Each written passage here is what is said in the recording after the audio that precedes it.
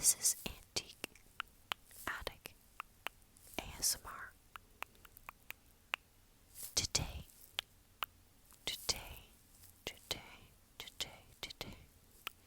I have a special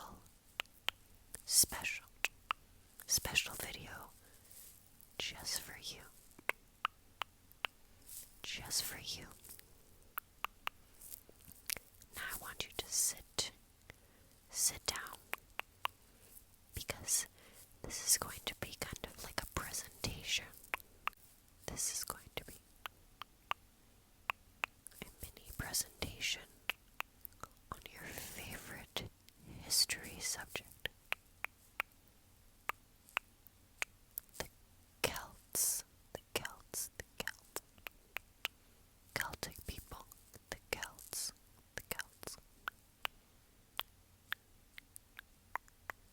The Celtic culture, diverse and interesting group of people to talk about, and I know how much you love this subject, so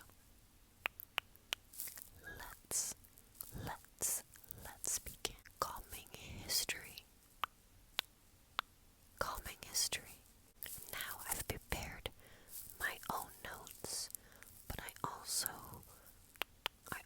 wanted to read some paragraphs from this book that was featured in one of my other videos.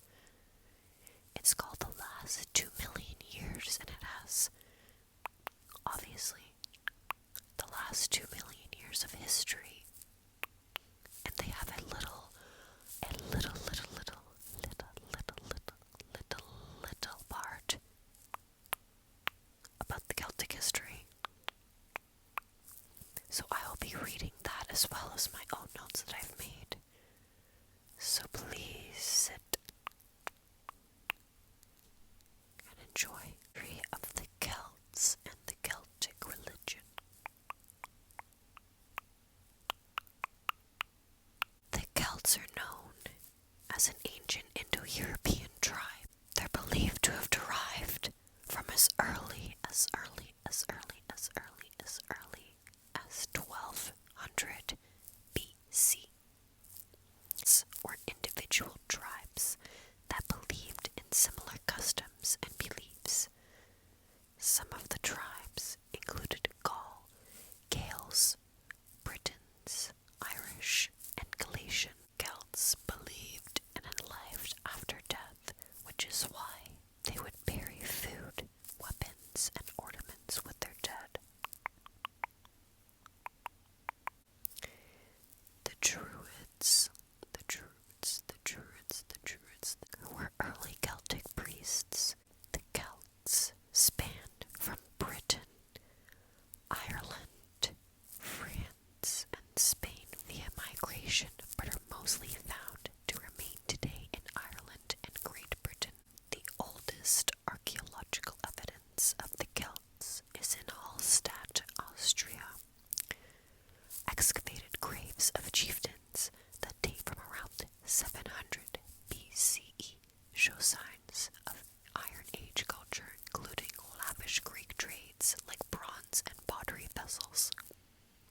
The Hallstatt warriors would eventually overrun similar Celtic groups when they started to introduce iron. It is possible that Celtic tribes penetrated northern Italy earlier, but the year 400 BCE is generally accepted. They sacked Rome and eventually settled in an area referred to as Cisalpine Gaul. They maintained there until Rome defeated them in 225. Accounts of the Celts and their movements, the Balkans, can be dated to around 335 BCE, when Alexander the Great received delegations of Celts in Adriatic, and also when they sacked Delphi in 279. Around 100 BCE, many more Celtic tribes that may have lived east of the Rhine in the Alps were forced to refuge west of the river. These migrations, along with German threats, gave Julius Caesar the opportunity that would eventually lead to what is called the Gallic Wars. The Gallic Wars. Are you still comfortable?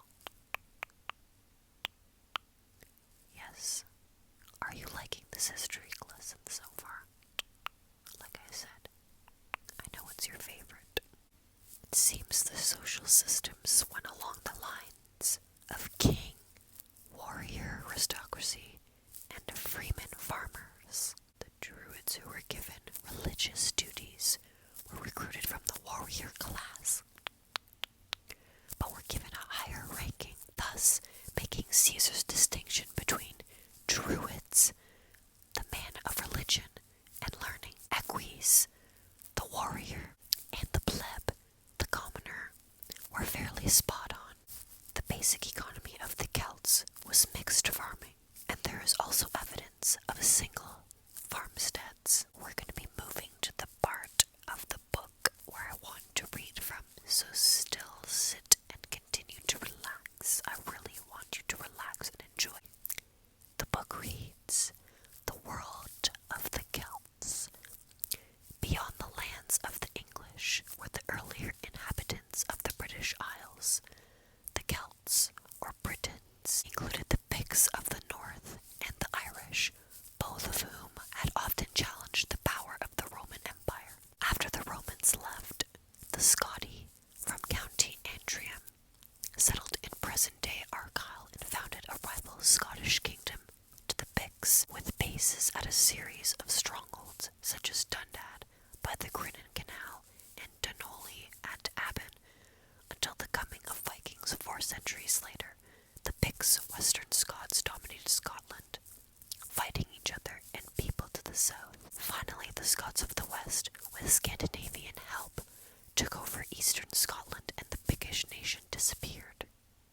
Living in southern Scotland were Welsh-speaking tribes, some of whom were transferred to Wales to drive out Irish raiders. An ancient Welsh poem, the Goondan, describes how some of these warriors made forays into English territory. It tells of a battle at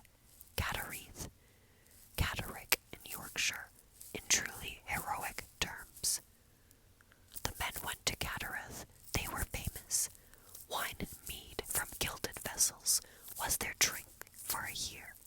According to the honorable custom, 3 and 60 men and 300 more wearing golden bands. Of those that hastened forth after the choice drink, only 3 escaped. Of those that hastened forth after the choice drink, only 3 escaped. The 2 battle-hounds of Aaron and Sinon. And I, with my blood streaming down for the sake of my brilliant poetry." The Godonin typifies many attributes of the Celts: their love of fighting, drinking, and gold adornment, and their conviction that a good poet was someone very special indeed. The Celts were the heirs of the remarkable Iron Age people who spread from the Rhine as far as the British Isles and Asia Minor. In the 4th century BC, they poured into Italy and sacked Rome, but the Celts never grasped a need for unity, and by the 3rd century, their power was at the ebb. They were harried by the Germans to the north, the Dacians to the east, and the Romans to the south. In the 1st century BC, Julius Caesar conquered Gaul, which had by then become the heartland of the Celtic world. After initial resistance, the Gauls settled down to enjoy the benefits of Roman rule. The first Celts to settle in Britain arrived in the 5th century BC, followed by another wave 200 years later, and finally the Belgae in the 1st century BC. Though political unity always eluded the Celts, their culture and mythology were remarkably uniform.